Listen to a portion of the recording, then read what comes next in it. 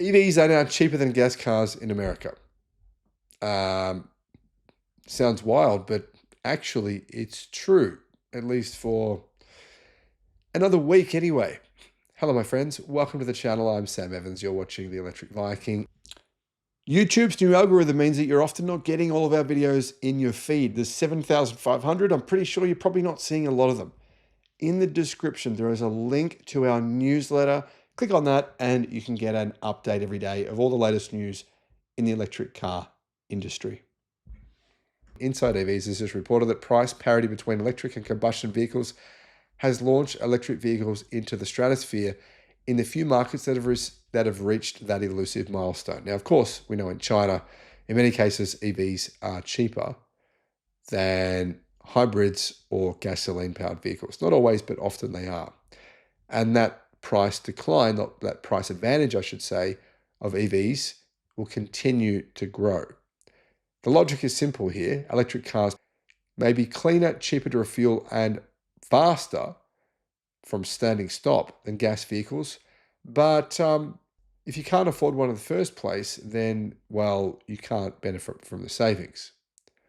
Now, interestingly, the critical turning point to EVs being cheaper than gasoline-powered vehicles in the US actually happened this summer during a time of massive uncertainty for the country's clean car industry. However, it's not going to last.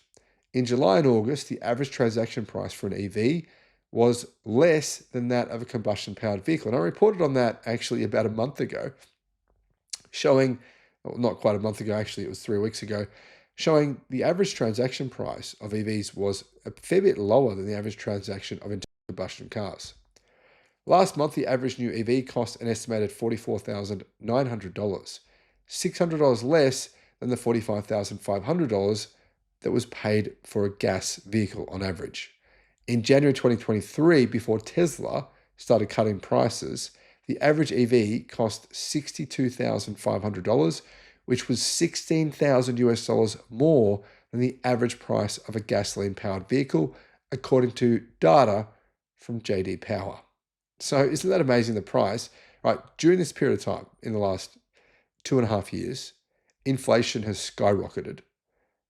You'd think the price of EVs would have gone up, but instead it's gone from $62,500 to $44,000, which is a remarkable achievement. Now, looking at this chart, you can see here, this is from Data Wrapper and JD Power.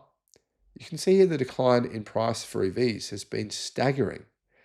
Just imagine when we've got sodium-ion batteries, which are much, much cheaper to manufacture. Imagine how much further the price of EVs will fall. Now, as you can see, the cost of internal combustion cars hasn't declined at all. It's pretty much the same.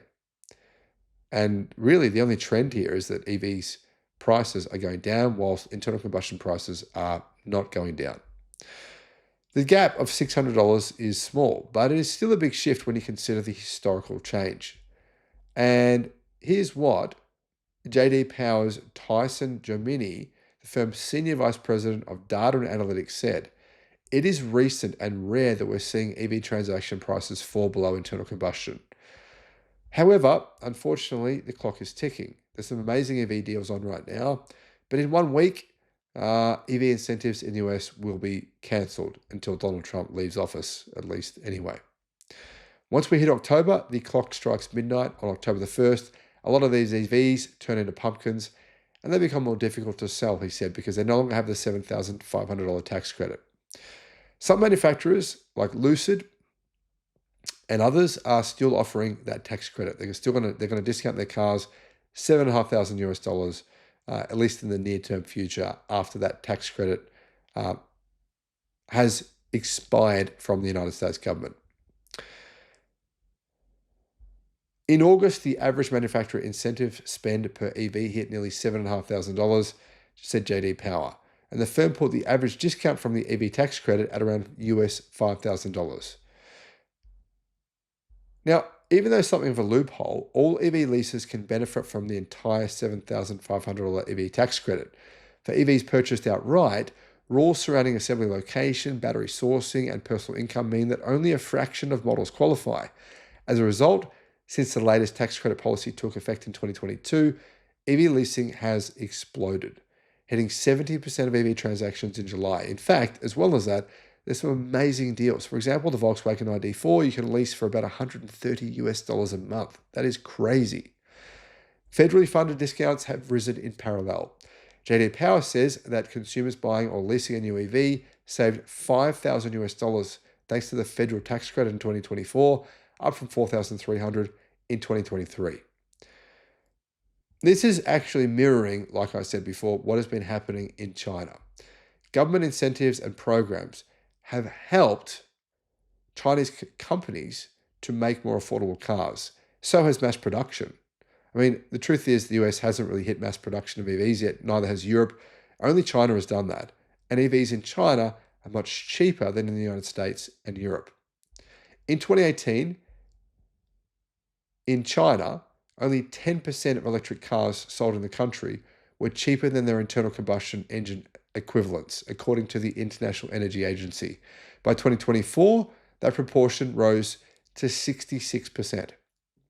As costs plummeted, annual EV sales in China grew eightfold during that 6-year period, from 800,000 units to 6.4 million. This year, China is on track to hit 12 million. Compare that to what's happening in the United States in 2024. Just 1 in 5 electric SUVs and pickup trucks was sold at a lower price than the average gas-powered equivalent, says the IEA. And just 2 electric models were priced below $30,000, compared with 50 options in the combustion segment. In other words, things are getting much better in China, but not that much better in the United States. And they could be about to get a lot worse, unfortunately. Let me know how you feel about this in the comments. Thank you for watching. Bye-bye. The Sydney EV International Motor Show. If you want to get a 50% discount on your tickets, all you got to do, click the link in the description and use the promotion code that's in the description. Just copy and paste that. Now, I should mention there's only 200 tickets available per day. So if you go to use the promo code and you can't get a ticket, wait till the next day. Don't wait until the day before the show to get your tickets, because otherwise you'll probably miss out on getting the 50% discount.